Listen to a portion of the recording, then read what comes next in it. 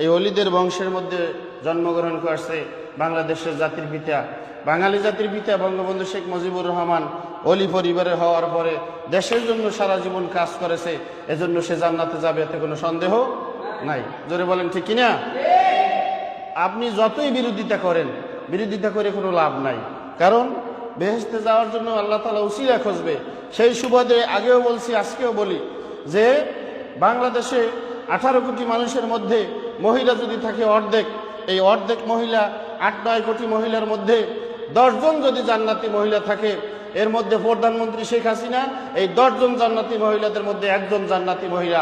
জোরে বলেন ঠিক কিনা? আপনি বিরোধিতা করতে থাকেন, এতে কোনো আমার অসুবিধা নেই। আপনার মৌলবী থাকলে আপনি নিয়ে আসতে পারেন, আপনার হুজুর থাকলে আপনি নিয়ে আসতে পারেন।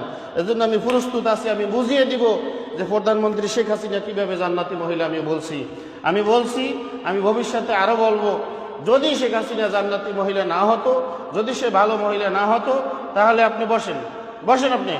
যদি ভালো না হতো তাহলে বাংলাদেশে মসজিদ থাকতো না, মাদ্রাসা থাকতো না, আলেমেরা জেলে এখনো জীবিত থাকতো না, তাদেরকে মেরে ফেলতো। দেশে আল্লামা মামুনুল হক সাহেব জেলে আছে, মারে নাই। দেশে সাইদি সাহেব বেঁচে আছে, মারে নাই।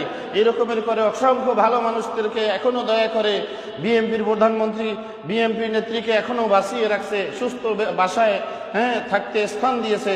যদি সে ওই রকমের জালিম হইতো, তাহলে অনেক মানুষ এখন দুনিয়াতে বেঁচে থাকতে পারতো না, সবাইকে মেরে ফেলতো।